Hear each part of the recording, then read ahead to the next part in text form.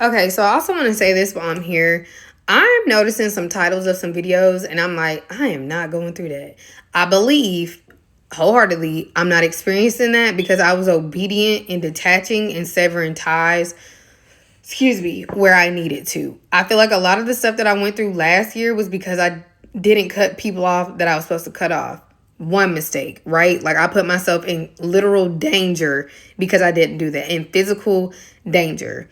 I messed with my health because I didn't do that. I kept myself in stressful situations because I was too fearful to cut ties, no matter what it is. It don't actually even have to be a person, y'all. It could be a job. I was too fearful to do that. And I kept going around people who God had already shown me their true colors, who I was already able to discern what was going on with them, but I ignored it. So that was bringing in a whole lot of unnecessary warfare.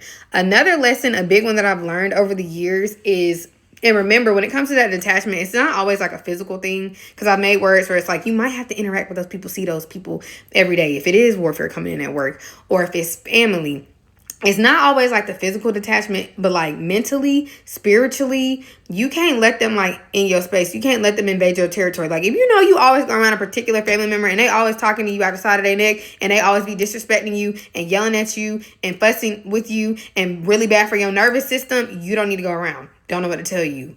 That's the decision I had to make for me. That's the decision I had that gave me peace. I can't keep coming around people that the devil is going to hop in to berate me, beat me up, and I'm fighting for my life to heal. Do you get what I'm saying? So that was a decision I had to make this year. Total peace. So what I was noticing, like if I look back over the years and at my patterns, and y'all know this, every time I would get happy, every time I would feel at peace, I wouldn't even want to tell people. It was like, it was better for me to just walk around and act like I was sad and depressed and not smile, because the moment I started, admitting or smiling or, expressing that I was happy, it was like, oh, here come all this witchcraft. Here come all this warfare. Here comes all these attacks. When you heal, you live above that. And when you're obedient, you can avoid a lot of that. That's where I feel like I'm at. I'm like, I guarantee you, had I not been obedient and had I kept going around folks, some of these titles that I'm reading, something like that would have happened. I was tired of that. So when I say stuff like, oh, my family was triggering my depression, my family members, and when I say that, I have some family members, not all my family, clearly, and I'm not talking about my immediate family. Sometimes it has been them. But the way they treated me was in accordance with those trumped up charges, those false accusations, and the things that I didn't need to believe about myself. A big moment I had I need to go live. A big moment I had this summer, the end of the summer, like Labor Day, was like, y'all really treat me like Cinderella, and this is getting kind of old. Like, you mistreat me.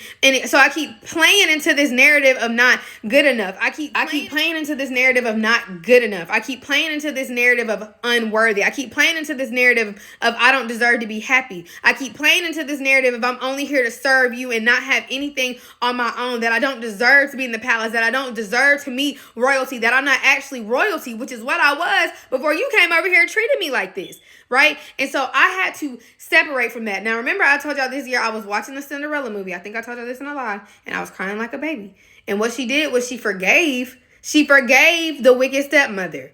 It might not be your stepmama. It might not be your mama. It could be anybody. But she forgave her because it's your choice to have that fairy tale ending. It's your choice to not turn into what hurt you. It's your choice to forgive them. Sometimes you can forgive them and keep coming around, right? Like actively. I got to be around folks that don't like me, hate my guts, and double hopping all the time. But it was like the stuff that was really detrimental to my health. Do you get what I'm saying? But that's your choice. She wasn't seeking revenge on them ugly on the inside, which goes back to the live I just reshared, all right, Cinderella and Envy and stuff. She wasn't trying to get revenge on them, and they did everything they could to keep that girl from getting to that king, from getting to that ball, from getting noticed, to being found, people realizing the shoe fitted her perfectly. And since we're here, Princess Switch Part 2, I really been feeling that. Like, I've already told y'all that, but like I was rewatching it this week. Like, that's the one. That's the one. Anyways, doing all that they could to keep her from getting to where she was supposed to be. Okay? And in Princess Switch, it's the cousins. I've made a word about it be your own cousins. I've made a word about that. But in Princess Switch, she just says the cousin that was doing all that, making her life hard, was like, you were always meant to be a queen, even if you didn't know it. Right? People will know that you don't know. I'm sure them ugly stepsisters and that evil stepmama was very aware of what that girl inherited, how her daddy intended for her to be, and how her daddy intended for her to be living. But Cinderella wasn't aware of that. Cinderella was in grief because of the loss of her mother. Cinderella was not in a good place. But even in not that good place, she still was a loving, kind person because her mom always told her to be that. And so sometimes you can be in a place and like it's not humility. It's literally like you don't know what you're worth. You don't know who you are. Like you're only here to do for others that are abusing and mistreating you. Because I'm not in no way, shape, form, fashion saying we're not supposed to be here to serve others. But I'm just talking about the dynamic of the Cinderella movie. That was ill treatment. That was abuse. Okay? God didn't put you here to go through that like that. But she did not know that. And even if she did, she didn't care to have it because she was grieving her mother and her father in the movie that I watched. Okay? So people will know and they will still treat you how you allow. They will treat you hoping that you don't know. That is a real thing. And I had to stop playing into that narrative. They was looking at me crazy when I was like, you know what? Y'all treat me like Cinderella. And I was serious. Like, Megan don't deserve to be happy. Megan's supposed to do for other people. Other people take everything out on them. I'm done being y'all emotional doormat. That don't mean I'm not standing in the gap. That don't mean I'm not loving them. That don't mean I'm not forgiving them. That just means I have to love myself more than that. I have to know my worth. And the Lord did not place me here to be the emotional doormat for my bloodline or to be the person that everybody's always projecting everything on. All I can do is be an example of Jesus Christ and heal so I can continue to be that example to them. So I know, looking back last year, like I could have avoided all that had I just listened initially when the Lord told me don't go. Or I could have avoided that this year when I just listened initially and the Lord was like, because he be knowing. The devil just be waiting. And it's very do or die for me this year. Like I can't afford that. I'm trying to cut back, babe. I'm always spending. I cannot afford to come around people who are not intentional about their healing and who don't know better yet. And it triggered me to such a dark place that I fought like crazy to get out of. I can't afford that. I'm not healed enough for that. You get what I'm saying? Like, I'm still trying to get to a point to where, you know, you can talk crazy, do whatever, and it maybe don't faze me. But I'm not there. It phases me. Like, and you have to know that about yourself. And so I would say I'm proud of me for doing what was best for me when it came to that this year and not caring if other family was going to. Because that'll happen. You'll be in a place where you're trying to make that type of decision, but other family who don't know boundaries guilts you and makes you feel like you're not being a Christian. Makes you feel like you should just put up with it and tolerate it. And I didn't care. Like, you have to get over that. I don't care what anybody thinks. I gotta do what's best for me. And so when you want to say I'm being selfish because I'm looking out for me, absolutely. Because clearly nobody else is, right? Like, that don't make you a bad person.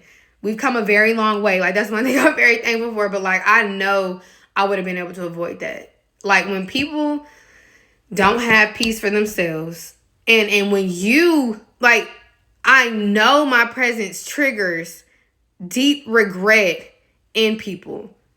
I know it does. And it's nothing I can do about it. Because I was obedient.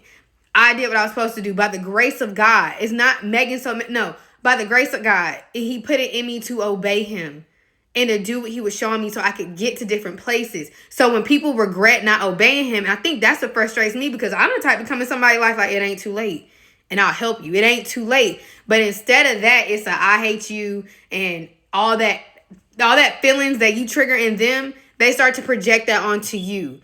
They will treat you like they hate you when really they hate themselves. And I'm proud of me for understanding that, but it's like I'm still not going to do that to my nervous system. I've been healing from too much this year.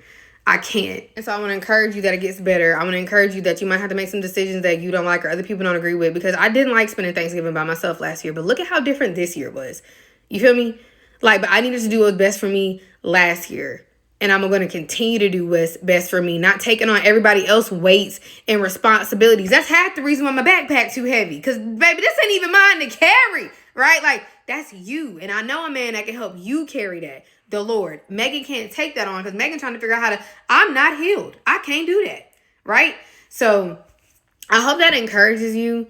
And I really feel like that eliminated a lot of unnecessary warfare out of my life. It was what I was yoked up to, who I was yoked up to, and who was trying to force a false narrative over here.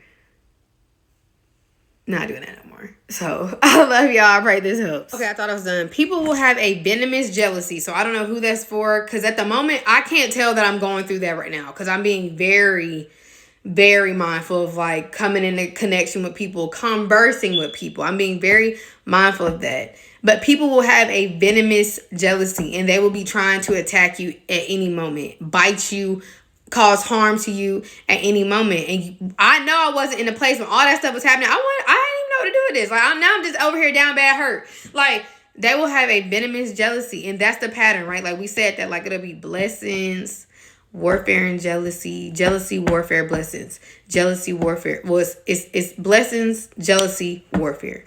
Blessings, jealousy, warfare. Like, that seems to be the pattern. And I finally feel like I'm in a place where, like, baby, that jealousy is constant. I need the blessings to be constant. You get what I'm saying? The blessings is constant. The jealousy is always going to be constant because the devil is a hater. So I got to figure out how to live above that. And then the warfare, I got to figure out how to live and exist and fight that even with that going on. Right? Like, but people will have a very venomous jealousy. And if you always, like, another reason these tactics always worked, I was not confident in who I was. I was not. So I couldn't live above it. So when people are projecting, I'm going to absorb that if I'm not confident in who I am. When people are projecting something against the narrative, if I'm not firm in the narrative that God established, I'm going to take that on and be like, is that true? Oh my gosh, do I really do that? And now I'm just all messed up in the head. You get what I'm saying? But growing in my confidence in who he says I am and only standing on who he says I am and the narrative he established. Because the only time it's Cinderella is when he doing the new thing, the big one, and I'm the queen and in the palace. Not Cinderella that y'all was out here treating like that, right? Like Joseph and his brothers. Oh, that's what I think I was going to tell y'all. If people didn't think it was true, they wouldn't treat you like that no ways. If they didn't really know what the truth was about Cinderella, they wouldn't have did her like that. Just like Joseph's brother. When he came to them like, ooh, y'all, guess what I dreamt? If they didn't think there was some truth to that, they wouldn't have did all that. Because if you didn't believe it, why was you trying to kill him? Why was you trying to kill him if you didn't believe it? Because they do. They see it. They don't want you to believe it. They're trying to take you out before you can achieve it. You got to know when to cut that off. Like, literally what I heard was venomous jealousy, and that's why I started back recording. Okay, so be careful. Be prayed up. The devil ain't got no more power over God. But you need to be aware and discern these things so you know how to better maneuver. Okay? I'll let y'all see y'all in the next few.